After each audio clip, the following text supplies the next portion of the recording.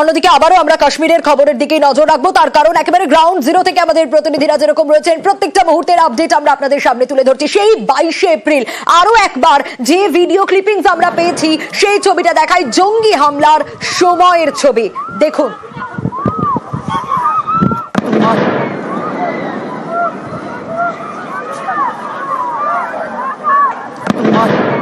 দেখছেন কাশ্মীরের পেহেলগাঁওয়ের বৈসারন, যেখানে হর্স রাইডিং, আর সেই সময় একেবারে নির্বিচারে গুলি চালানো হয়, বেছে বেছে পর্যটকদের টার্গেট করা হয়, পরিচয় নাম জানতে চাওয়া হয় এবং গুলি চালানো হয়। আর এতেই 26 জনের প্রাণ চলে গেছে। হামলার ভয়ঙ্কর এই ভিডিও, পর্যটকদের মোবাইলে হামলার ছবি এবং পাকিস্তানকে কিছুক্ষণ আগেই আপনাদের শোনাচ্ছিলাম কড়া বার্তা মোদির, হামলাকারীদের খুঁজে বের করে শাস্তি।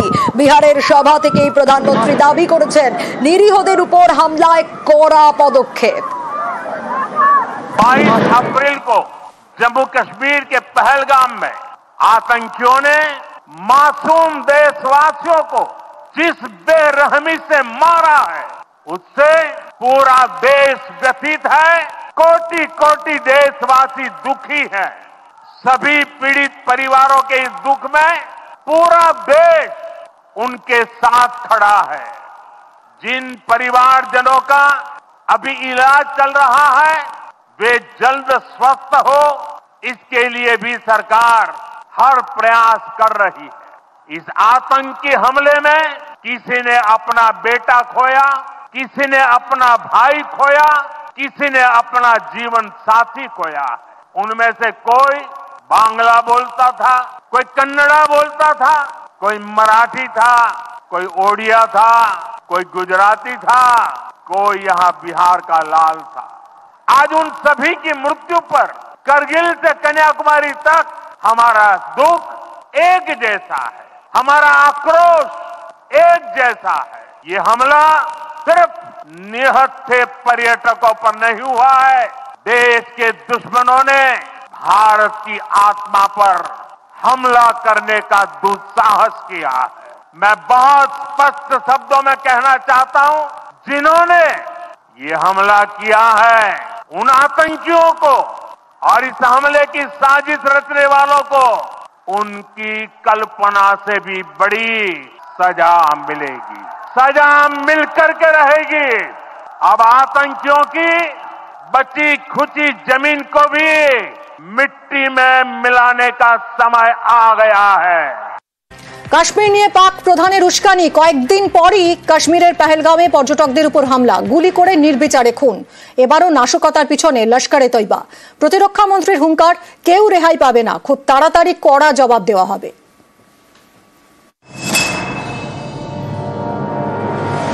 ওই था कोई दिसता जहांगीर तो क्या बिहारियां पैसा जो दे यार मौत ही कश्मीर गए कहां पे आपका बेटा कहां पे? ভারতে ওয়াকফ আইন বিরোধী আন্দোলন চলছে। এরই মধ্যে কাশ্মীরে বেছে বেছে হামলা পাক জঙ্গি সংগঠন লস্করে তৈবার। অনেকেই মনে করছেন অন্য জঙ্গি হামলার সঙ্গে এবারের ঘটনার অনেক তফাৎ। কারণ এবার কাশ্মীরের জন্য কাশ্মীরে হামলা নয়, বরং ভারত সরকারের বিরুদ্ধেই হামলা, হিন্দুত্ব বিরোধী হামলা। मेरा पति साइड में था, एक इंसान है उसने उसको गोली मार दी। यहाँ पे उसने बोला कि शायद मुस्लिम नहीं है, उसने उसको गोली मार दी।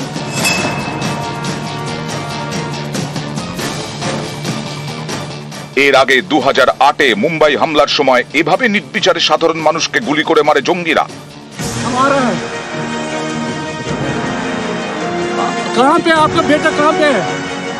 এবার দক্ষিণ কাশ্মীরের পেহেলগাঁও, আবারও জঙ্গি নাশকতায় নির্বিচারে খুন, বেছে বেছে খুন করা হলো পর্যটকদের। এই দুই হামলার পেছনে লস্করে তৈবা, আবার লস্করে তৈবার পেছনে পাকিস্তান। লস্করে তৈবাকে সব রকমের সাহায্য করে পাক গুপ্তচর সংস্থা আইএসআই। হাফিজ সাইদের লস্কর পাশে পায় পাক সেনাকেও। সম্প্রতি পাক সেনা প্রধান কাশ্মীর প্রসঙ্গ তুলে উস্কানি দেন। Our stance on Kashmir is absolutely clear. It was our jugular vein. It is our jugular vein. We will not forget it.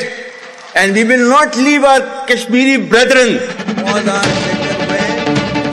17 April পাক সেনা প্রধানের এই উস্কানি, পরের দিনই পাক অধিকৃত কাশ্মীরে লাফাতে শুরু করে লস্কর। मोदी बंद अदालत के अंदर तूने ये किया, कागज तेरा था, जज तेरा था, देते इंशाअल्लाह गोलियों की बौछार से हम तुम्हारी गर्दनों को भी काटेंगे। এর 3 দিন পরেই কাশ্মীরে লস্করের নাশকতা। मेरा पति साइड में था, एक इंसान आया, उसने उसको गोली मार दी यहाँ पे। उसने बोला कि शायद मुस्लिम नहीं है, उसने उसको गोली मार दी। भारत सरकार वो हर कदम उठाएगी जो जरूरी और उपयुक्त होगा, और हम सिर्फ उन लोगों तक नहीं पहुंचेंगे जिन्होंने इस घटना को अंजाम दिया है, हम उन तक भी पहुंचेंगे जिन्होंने पर्दे के पीछे बैठकर हिंदुस्तान की सरजमी पर ऐसी नापाक हरकतों की साजिशें रची हैं। এখন ভারত সফরে আমেরিকার ভাইস প্রেসিডেন্ট জে.ডি. ভান্স বেছে বেছে ঠিক সেই সময় কাশ্মীরে জঙ্গি হামলা। 2000-এ আমেরিকার তৎকালীন প্রেসিডেন্ট বিল ক্লিন্টনের সফরের সময়ও কাশ্মীরে হামলা চালানো হয়। সেবারও নাশকতা চালায় লস্কর-ই তৈবা, প্রাণ হারান 35 জন। বিশেষজ্ঞদের মতে পাকিস্তান আসলে চাইছে ভারতের ভাবমূর্তিকে আঘাত করতে।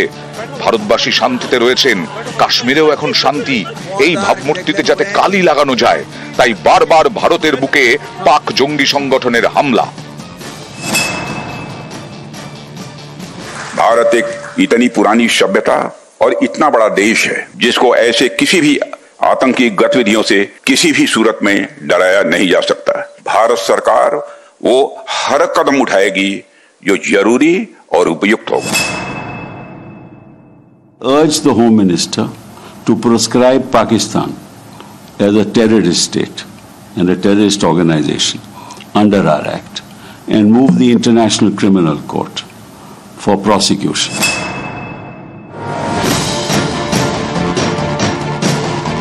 নিউজ 18 বাংলা। সল্টলেকে ডাকাতি, সল্টলেকে জিসি ব্লকে ডাকাতি, অফিসের তালা ভেঙে ঢোকে 4 দুষ্কৃতী, প্রায় 1.5 কোটি টাকা লুট করে চম্পট। সরাসরি চলে যাব, আমাদের প্রতিনিধি রয়েছেন সুদীপ্ত। সুদীপ্ত, কখন ঘটলো এই ডাকাতির ঘটনা?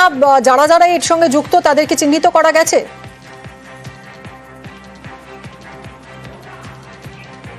দেখো মিমি, সল্টলেকের 184 নম্বর বাড়ি জেসি ব্লক, এবং এই বাড়িটি মূলত দোতলা বাড়ি। একবার দেখাতে বলবো আমার ক্যামেরা পার্সনকে। দোতলা বাড়ির ওপর তলায় মালিক থাকেন, তবে তিনি বেশিরভাগ সময়টাই থাকেন না, বছরের বেশিরভাগ সময়টা তিনি আমেরিকায় থাকেন। তিনি এখানেও নেই এখনো পর্যন্ত, যখন এই ঘটনা গতকাল রাতে ঘটেছে। নিচের তলায় একটি অফিস রয়েছে, তবে ঠিক কি অফিস তা এখনো পর্যন্ত জানা যায়নি।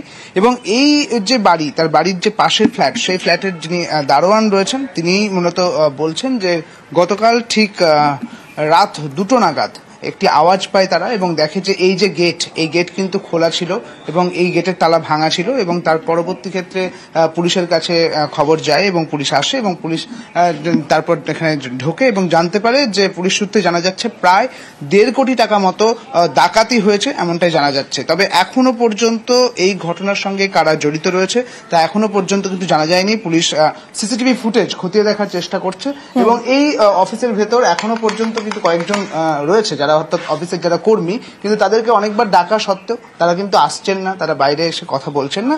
মূলত তদন্ত চলছে এখনো পর্যন্ত, এটাই জানা যাচ্ছে। মিমি, ধন্যবাদ সুদীপ্ত।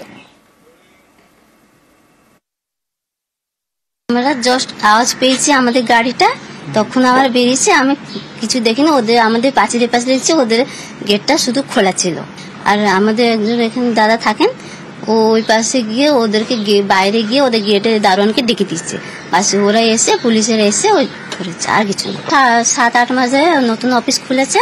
আর উপরে মাসিমা আমেরিকা 6 মাস অন্তত থাকে, আবার চলে আসে। এখন আছেন না, ওরা নেই। পিডব্লিউডির থেকে লিজ নেওয়া জমি, আর সেখানেই চাষবাস করে হাওড়ার জগৎবল্লভপুরের ঘোড়া পরিবার। সেই জমি দখলের চেষ্টার অভিযোগ, বাধা দিলে বাড়িতে চড়াও, ভাঙচুর, হুমকি, মারধর। রেহাই পায়নি বিশেষভাবে সক্ষম তরুণীও, অভিযুক্তরা পলাতক।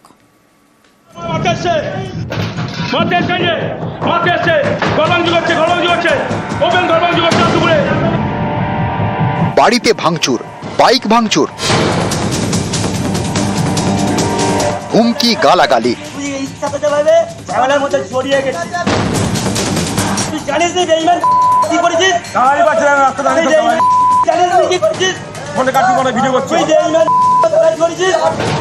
হাওড়া জগৎবল্লভপুরের ইছাপুর ঘোড়াপাড়ায় ব্যাপক উত্তেজনা। জমি দখলের চেষ্টার প্রতিবাদ করায় স্থানীয় রবিন ঘোড়ার বাড়িতে মঙ্গলবার তাণ্ডব চালানো হয়।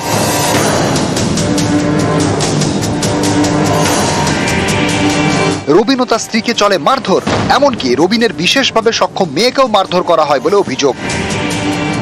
এবছরের শুরুতে পিডব্লিউডির থেকে জমি লিজ নেন রবিন ঘোড়া। সেই জমিতে তিনি চাষবাস করেন। এই জমির পিছনে স্থানীয় বিদ্যুৎ ঘোড়া এবং সুজয় ঘোড়ার জমি। অভিযোগ, রবিনের লিজ নেওয়া জমি দখলের চেষ্টা করেন বিদ্যুৎ ও সুজয়। এ নিয়ে দুপক্ষের মারামারি হয়, পুলিশে অভিযোগও দায়ের হয়। অভিযোগ, জামিন পেয়ে ফের চড়াও হন বিদ্যুৎ ও সুজয়।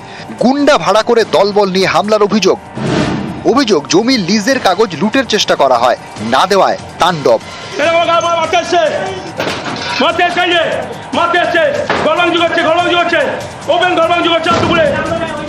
রাত্রি 12টার পর দলবল বেঁধে আমার বাড়ির উপরে অত্যাচার করেছে, লুটপাট করতে এসেছিল। আমাদের এই মারধর করেছে, আমার মেয়েকে মেরেছে, আমার স্ত্রীকে মেরেছে, আমার দাদাকে মেরেছে, ওই ওয়াকিং অর্ডারের কাগজপত্রগুলো লুট করে নিয়ে যাবার জন্য। জুনামনেরও এসেছিল, পাশের সব গুন্ডাদের ভাড়া করে নিয়ে এসেছিল। এসে বললো তোদের সব মেরে থেঁতো করে দেবো। তাহলে আমার প্রতিবন্ধী মেয়েটাকে মেরেছে, আমার মেজো ভাসুরকে মেরেছে, আমার স্বামীকে মেরেছে। বললো যে তোদের সব কাগজপত্র কোথায় আছে বার করে, নাহলে তোদের সব থেঁতো করে দেবো। বাড়িতে ঢুকে তাণ্ডব, ভাঙচুর, মারধর, হুমকি। আমি দেখাতে চাইছি, ঠিক আছে, আমি তোকে দেখাতে চাইছি, কিন্তু একদম দিব্যি দিয়ে বলবি কি তোকে মাথায় মারতে গেলাম না, তুই ইচ্ছা পেতে পারবে ঝামেলার মধ্যে জড়িয়ে গেছিস। তুই জানিস নি বেঈমান কি করেছিস? এ নিয়ে মঙ্গলবারই জগৎবল্লভপুর থানায় অভিযোগ দায়ের হয়। ক্যামেরায় রাজু ভূঁইয়ার সঙ্গে দেবাশিস চক্রবর্তী, নিউজ 18 বাংলা। পুড়ছে দক্ষিণবঙ্গ। শনিবার পর্যন্ত দক্ষিণবঙ্গে তীব্র গরম। পশ্চিমের 3 জেলায় তাপপ্রবাহের সতর্কতা। এই নিয়ে কথা বলবো। বিশ্বজিৎ সাহা রয়েছেন আমার সঙ্গে, আমার সহকর্মী। বিশ্বজিৎ, এই যে প্রবল গরম, এর থেকে রেহাই কবে মিলবে? কোন ঝড় বৃষ্টির কোনো পূর্বাভাস কিছু কি বলছে আবহাওয়া দপ্তর?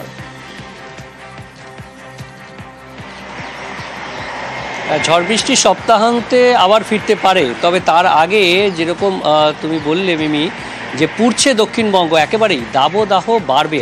আজ এবং আগামীকাল চরম দাবদাহের মধ্যে দিয়ে যাবে দক্ষিণবঙ্গের সব জেলায়।